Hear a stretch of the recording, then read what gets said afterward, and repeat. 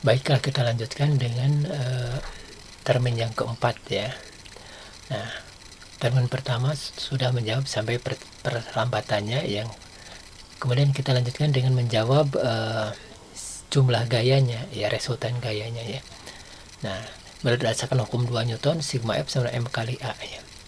Nah, mungkin di sini ya secara implisit ya masanya misalkan 500 kg ya.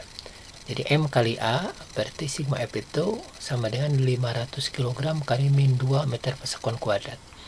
Jadi min 1000 kg meter per sekon kuadrat atau min 1000 Newton ya. Itu ya, untuk contoh persoalan sederhana daripada hukum 2. Kita lanjut dengan hukum 3 ya. Nah, hukum 3 ini disebut dengan hukum aksi reaksi ya. Sebagaimana yang telah Bapak jelaskan ya untuk kalian kelas 10 ya, MIPA itu. Nah, bahwa hukum fisika ini berbeda dengan hukum positif atau hukum kenegaraan ya. Nah, kalau hukum kenegaraan atau hukum positif itu, maka ya kata demi kata atau bunyi hukumnya itu harus percis seperti apa yang tertera dalam kitabnya ya.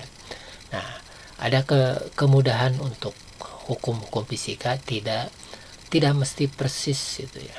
Boleh saja kata-katanya berubah asal kata kuncinya tidak berubah gitu ya. Nah, jadi misalkan hukum aksi reaksi ini, hukum ketiga ya. Nah, itu tentu saja beda-beda dari buku satu dengan yang lainnya ya. Nah, jadi di sini juga menggunakan pemisalan ya.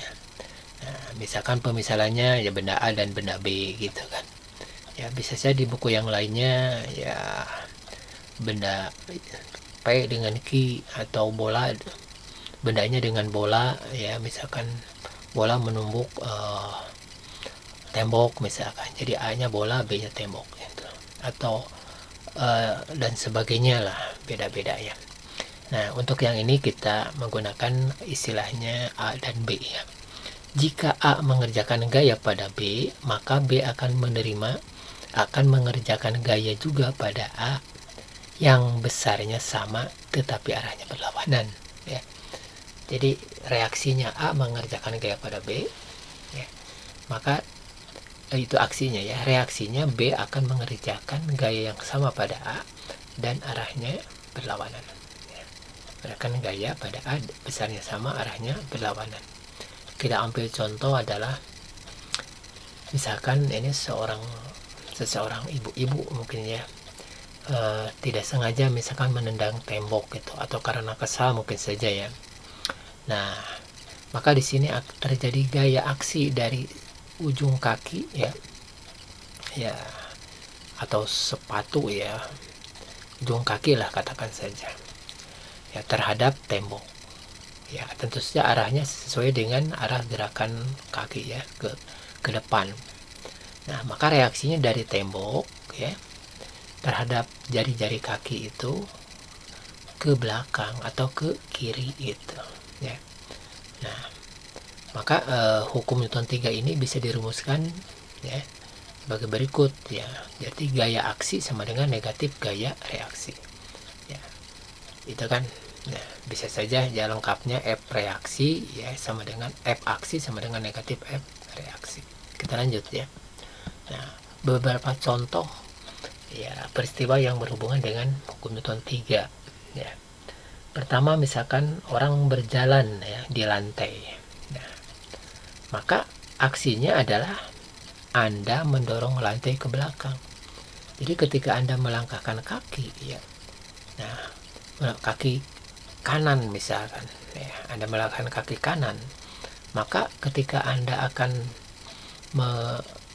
mengangkat ya, melangkahkan kaki kiri ke depan ya, maka ada mau tidak mau ada gerakan kaki kanan untuk menggeser misalkan lantai ke belakang ya, itu kan. Nah, kenapa seperti itu? Karena kita akan mengangkat kaki kiri ya, pasti kaki kanan ada gerakan sebenarnya ada gerakan menggeser apa? Menggesek pada lantai ke belakang. Nah, kalau lantainya tidak licin, maka ditahan oleh lantai, ya. Nah, dalam ini gaya aksinya ke belakang, maka reaksinya ke depan, ya. Itu kan. Nah, bagaimana kalau lantainya licin? Berarti tidak ada reaksi. Jadi aksi Anda ke belakang ini tidak ditahan sehingga Anda biasanya jatuh gitu ya. Jadi kaki terpleset ke belakang, Anda jatuh. Itu kalau licin. Nah, jadi sebenarnya tidak licin itu ya kita mengharapkan lantai yang tidak licin supaya kita bisa bergerak tanpa jatuh ya. Artinya gaya aksi dilawan dengan reaksi gaya gesek ya. Nah, gaya gesek ya, walaupun istilah gaya gesek belum kita perkenalkan ya. Jadi reaksinya lantai mendorong Anda ke depan ya. Ya, dua-duanya disebut gaya gesek ya. Nah, kemudian yang kedua adalah ketika orang sedang berenang ya. Nih, orang sedang berenang. Maka orang ini dalam misalkan gaya bebas itu ya, ketika dia menggayuhkan tangan itu ke atas ya, ke atas dari belakang ke depan, kemudian masuk ke dalam air, itu kemudian nanti keluar dari belakang, artinya ya ketika masuk ke dalam air maka dia mendorong air ke belakang ya.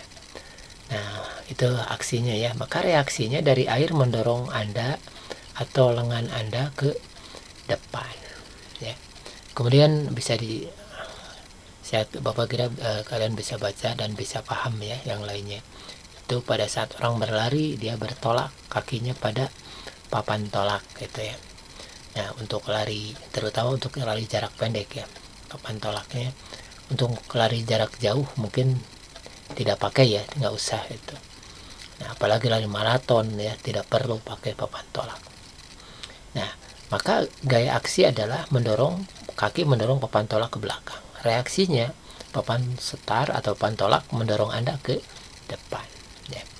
Kemudian kalau menembak peluru menembak ya, latihan menembak misalkan ya di perbakin ya, maka aksinya adalah tentu saja dianggap ya memang aksinya kita meledakkan gitu ya, tetapi pada prinsipnya ledakan itulah aksinya ya. Ledakan peluru itu ya mendorong senapan ke belakang ya. Jadi si mesiunya itu ada di bagian belakang ya. Nah, di bagian belakang kemudian istilahnya ditotok gitu ya dengan pelatuk gitu, sehingga pecah meledak gitu. Maka ledakan itu ke arahnya ke belakang, ke bagian belakang senapan. Maka reaksinya adalah senapan mendorong peluru ke depan gitu ya. Nah, dan yang paling fenomenal untuk hukum Newton 3 adalah gerakan roket ya. Nah, ini aksi reaksi ya. Nah, jadi aksinya adalah roket ini meledakkan oksigen dan hidrogen ya, bahan bakarnya oksigen dan hidrogen, kemudian diledakkan atau dicampur dengan cara disulut ya, diledakkan. Nah, maka mengeluarkan gas pijar panas ya ke bawah sebagai aksi. Maka reaksinya gas pijar itu yang disemprotkan itu, yang didorong itu mendorong roket ke atas. Nah, seperti itu ya. Nah, kemudian yang keduanya adalah pesawat jet ya. Pesawat jet itu semacam Garuda ya, Boeing gitu. Nah, maka jetnya ini ada di sayapnya ya. Ada yang 2 jet ya, kiri kanan cuma 2, ada juga yang 4 itu. Biasanya pesawat yang besar ya, yang super jumbo itu ada 4 mesin jetnya ya. Nah, jadi mesin jet ini menyedot udara dari depan ya, kemudian dikompresi, dipadatkan dan dibakar, istilahnya disulut ya, dipanaskan, kemudian nanti meledak ya. Ketika meledak disemburkan ke belakang, maka akan menjadi